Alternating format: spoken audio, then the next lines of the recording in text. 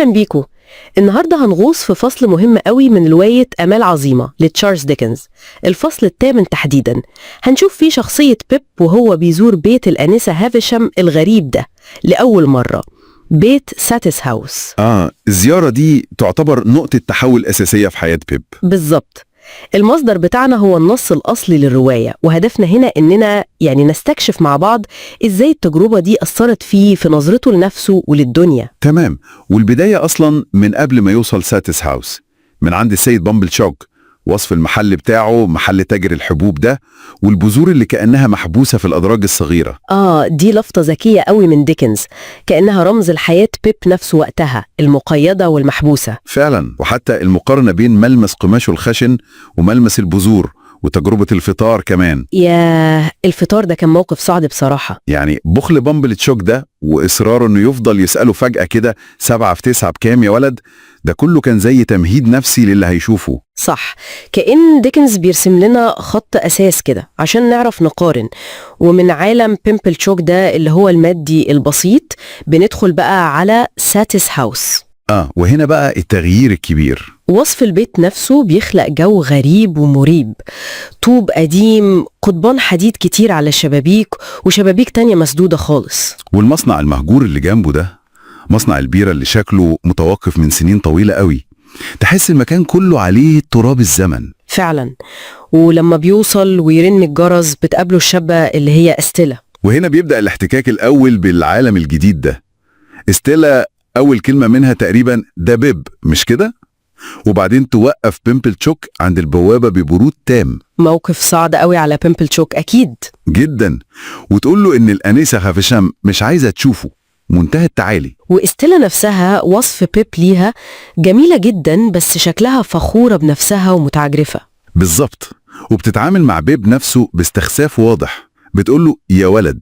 وبعدين بتاخده لجوه في الساحة الداخلية دي، برضو مكان غريب نظيف، بس العشب طالع بين البلاط، والمصنع المهجور شكله موحش من جوه. ولما بيب بيسأل عن المصنع وعن اسم البيت ساتيس اللي هو معناه كفاية، ردها كان فيه سخرية، كأن مفيش أي كفاية في المكان ده. هي كل حاجة في البيت ده عكس اسمها تقريبا، وبعدين بتدخله في ممرات ضلمة جوه البيت. وبيعتمدوا بس على شمعة في إيد استيلا. وهنا اللحظة الأغرب يمكن في الجزء ده، لما بيوصلوا قدام باب أوضة واستيلا تسيبه لوحده في الضلمة وتاخد الشمعة وتمشي. موقف مرعب بصراحة الطفل جدا، كأنها بتحضره نفسيا اللي هيشوفه جوه، أو بتقوله أنت لوحدك في العالم الغريب ده. ممكن جدا. ولما بيدخل الأوضة بيلاقي نفسه في قلب الغرابة. أوضة كلها منورة بشموع، بس مفيش أي نور نهار داخل. والوصف بقى الأوضة نفسها والأنسة هافشام. الأنسة هافشام أغرب ست شافها بيب في حياته. قاعدة قدام مراية التسريحة بتاعتها، لابسة فستان فرح كامل، فستان ستان ودانتيل وحرير كله أبيض، وجزمة بيضة وطرحة بيضة، وحتى ورد الفرح في شعرها اللي بقى أبيض هو كمان. بس الملاحظة الدقيقة قوي بتاعت بيب إن كل الأبيض ده كان أبيض زمان، ودلوقتي صفر وبهت وفقد لمعانه، زي ما تكون الأنسة هافشام نفسها دبلت مع الفستان والورد وكل حاجة حواليها. بالظبط. والساعات كمان، الساعة اللي على الحيطة وساعتها هي كمان، الاتنين واقفين عند نفس الوقت، 9:03. رمز قوي جدا لوقفة الزمن في حياتها عند لحظة معينة. وفردة جزمة واحدة في رجلها والتانية على الترابيزة، تفاصيل صغيرة بس بتكمل الصورة الغريبة دي. ولما بتكلمه لأول مرة بتسأله هو مين، وتقربه منها وتلمس قلبه وتقول محطم. هنا بنبدأ نفهم جزء من المأساة. بس الطلب اللي بعد كده هو اللي غريب قوي، إنها تطلب منه يلعب عشان يسليها. طفل مرتبك وحزين في موقف زي ده وهي عايزاه يلعب، حاجة مش منطقية فعلا، وهو طبعا معرفش يلعب ولا يعمل ايه، فارتباكه ده خلاها تنادي استيلا. وهنا بتيجي الجملة اللي تقشعر البدن، لما بتقول لاستيلا وهي بتبص لبيب: حسنا، يمكنك تحطيم قلبي. مرعبة، كأن بيب ده مجرد أداة في خطة انتقام كبيرة أو لعبة نفسية معقدة بتلعبها الأنسة هافشام عن طريق استيلا. بالظبط. وهنا بتبدأ المواجهة التانية بقى، لعب الكوتشينة مع استيلا، لعبة بيجار ماي نيبر، واستيلا بقى مفيش رحمة. إهانات صريحة ومتواصلة، بتعيب على ايديه الخشنة وجزمته التخينة وحتى طريقة نطقه لكلمة جاك. بيسمي الولاد جاكس، دي أكتر حاجة وجعته يمكن. ودي كانت أول مرة في حياة بيب كلها يحس بالخجل من نفسه ومن طبقته ومن شكله. إحساس جديد تماما عليه ومدمر، وده اللي بيخليه يهمس للأنثى هافشام لما سألته رأيه في استيلا. قال لها إنه شايفها فخورة جدا وجميلة جدا ومهينة جدا ونفسه يروح البيت. الإجابة دي لخصت كل حاجة. اللحظة دي هي اللي زرعت جواه بذرة عدم الرضا عن وضعه. فعلا الإهانة دي كانت هي الشرارة اللي ولعت الطموح والرغبة في التغيير بعد كده. ولما بيخرج أخيرا من البيت ويشوف نور النهار تاني كأنه صحي من حلم وحش أو كابوس بالأحرى. بس الكابوس ده ساب أثره جواه، وخوفه في الساحة وهو بيبص لإيديه وجزمته وحاسس بالعارضة دي لحظة تحول حقيقية. وزادت الطين بلة لما ستيلا ادته الأكل والشرب بإهانة كأنها بترمي أكل الكلب. دي كانت القشة اللي قسمت ظهر البعير زي ما بيقولوا، خلته يعيط ورا بوابة المصنع المهجور. بكاء قهر وظلم، وهو نفسه ربط الإحساس ده بتربية أخته القاسية وإحساسه الدائم بأنه مظلوم. كأن كل المشاعر دي اتفجرت مرة واحدة بسبب الزيارة دي. حتى الخيال اللي شافه للأنثى هافشام مشنوقة في المصنع المهجور ده بيعكس قد إيه التجربة كانت صدمة نفسيا ليه. وهو مروح ماشي على رجليه تفكيره كله بقى متركز في فكرة واحدة، إنه مجرد صبي عامل عادي خشن جاهل حالته وحشة. النظرة دي لنفسه اتخلقت في ساتيس هاوس. بالظبط. الزيارة دي مش بس فتحت عينه على عالم تاني، دي خلته يبص لنفسه ولعالمه القديم بعين مختلفة تماما، عين نقدة وغير راضية. وزرعت جواه الرغبة القوية دي إنه لازم يتغير، لازم يرتقي فوق الوضع ده. ودي يمكن أهم حاجة ناخدها من الفصل ده كله، إن إزاي تجربة واحدة يمكن تبان عابرة أو لقاء واحد صادم ممكن فعلا يقلب حياة إنسان، يزرع جواه طموح أو عدم رضا يفضل معاه العمر كله ويوجهه في اتجاه مختلف تماما. وده بيخلينا نسأل، يا ترى لحد فين ممكن لحظات زي دي في حياتنا تعيد تشكيل نظرتنا لنفسنا ولمستقبلنا؟ سؤال فعلا يستحق إننا نفكر فيه. Okay, let's step into a world that feels, well, both recognizable and really quite strange today.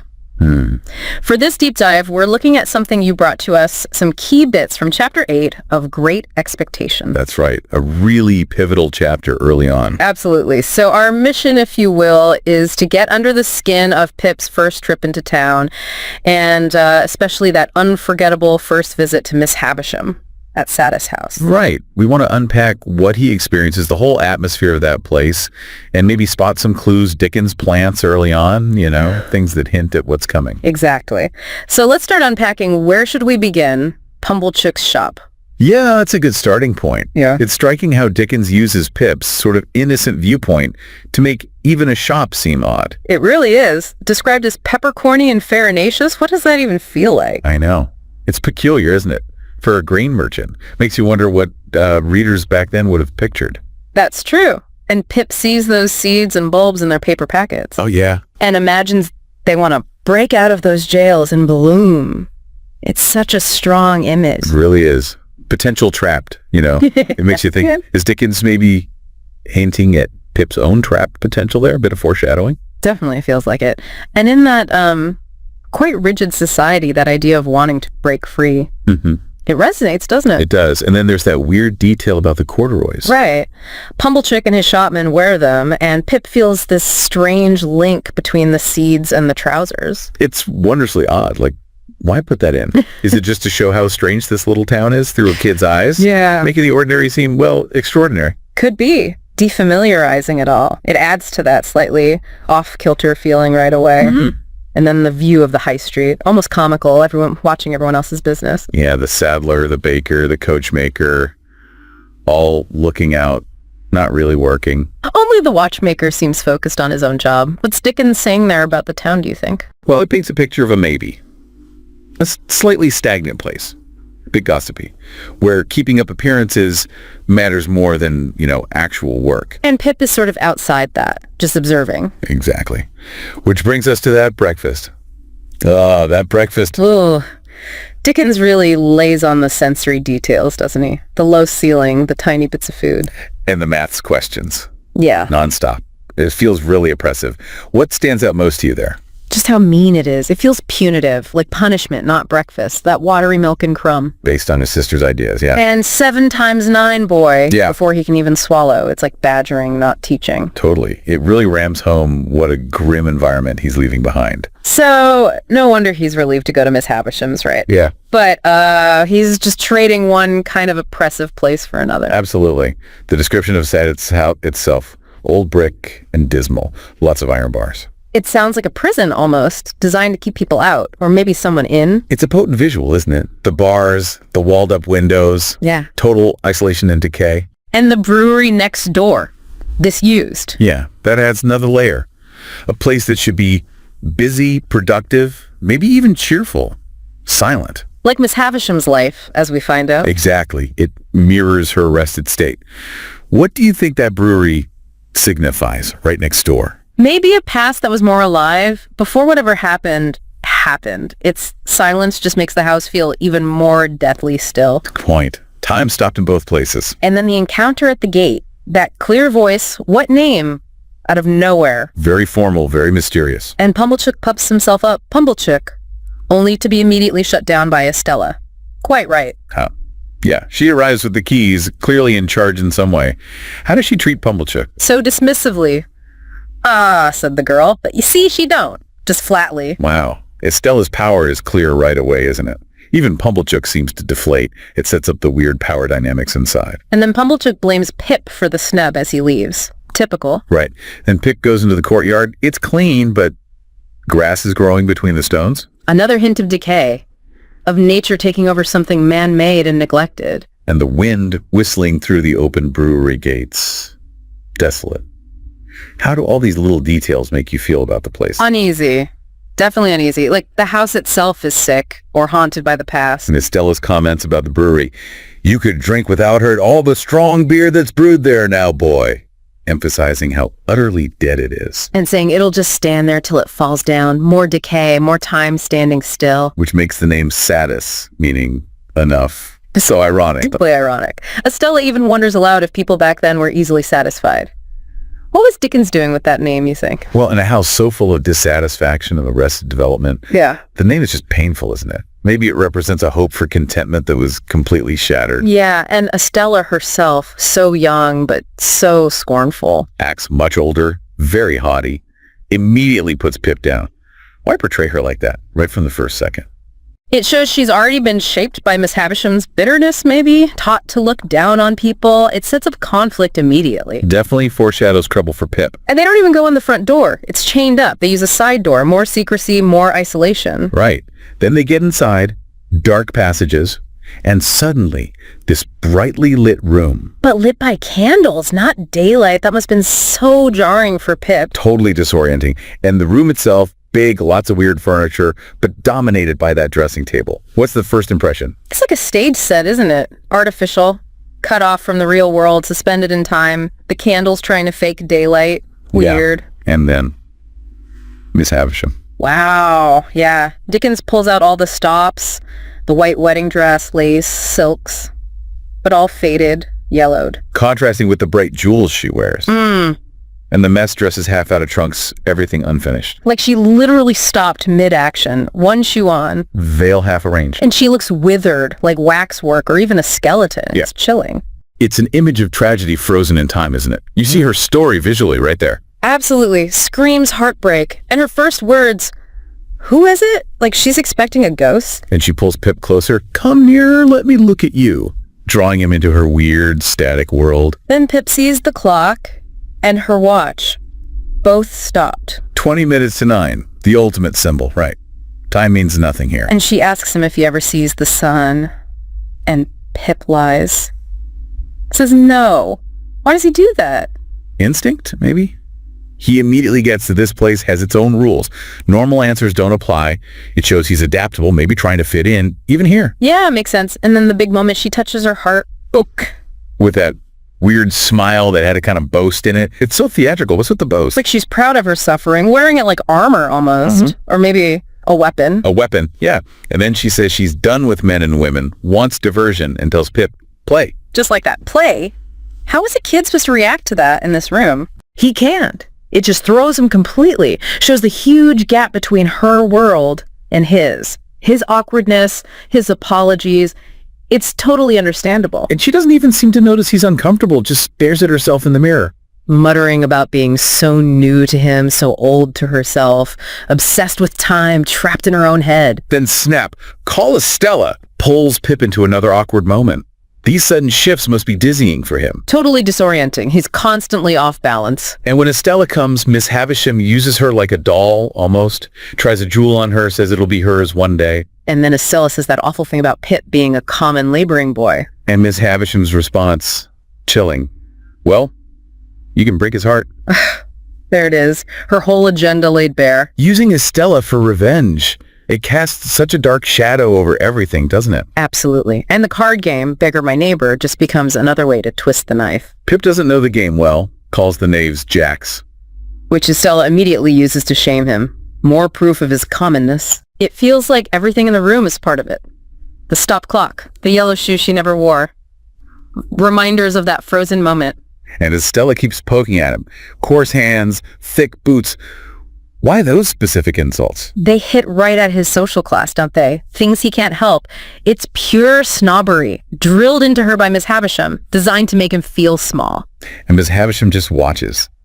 Notices Pip doesn't insult Estella back. But Pip whispers his real feelings. She's proud, pretty, insulting, and he just wants to go home. He sees the gap between them. But Miss Havisham just sits there, brooding, unchanging. The game ends, Estella just throws the cards down. Contempt. And Miss Havisham sets the next visit without mentioning days of the week, completely detached from normal time. So Estella leads him out, and bam, daylight. Must have been blinding after those candlelit rooms. Really highlights how unnatural Satis house is. And Pip immediately feels ashamed. His hands, his boots, Estella's words hit home. And that thought he has whiffing Joe, his father figure, had been more genteelly brought up.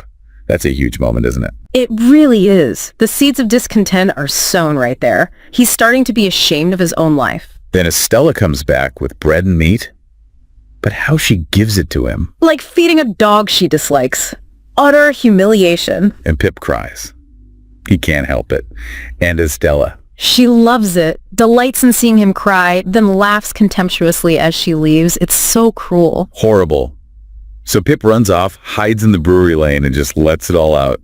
Crying, kicking the wall. It's a raw moment. He's sensitive, maybe because of how he was raised, and this stuff cuts deep. He feels the injustice of it all. And even after he calms down a bit, he sees Estella again, moving through the ruined brewery and garden, like a ghost herself. Haunting the ruins. Yeah. And then Yeah. that vision. Oh, yeah. The hallucination of Miss Havisham hanging in the brewery. That's intense. What do you make of that? It's like the sheer horror and deathliness of Satis house imprinted itself on his brain, right?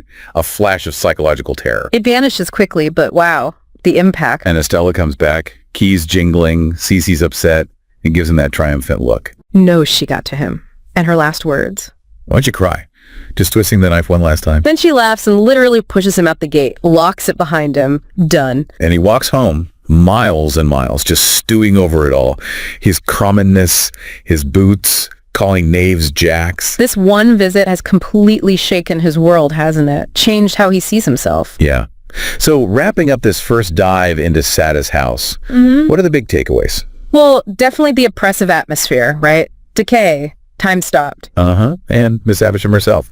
Utterly bizarre, eccentric, orchestrating everything. And Stella. So cruel, so scornful, already a tool for Miss Havisham's revenge. And poor Pip, caught in the middle. His innocence is pretty much shattered, isn't it? Seeds of doubt, wanting something more, something different. Absolutely. Dickens weaves that mystery, that decay so effectively. It's haunting, and you just know it's going to shape Pip's entire future, his great expectations. It's like a trial by fire. This first visit changes everything for him.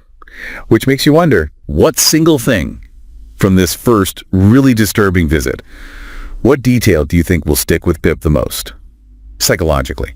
What will have the longest lasting impact on him, shaping who he becomes? Something to think about. Definitely something to think about. Thanks for joining us on this deep dive.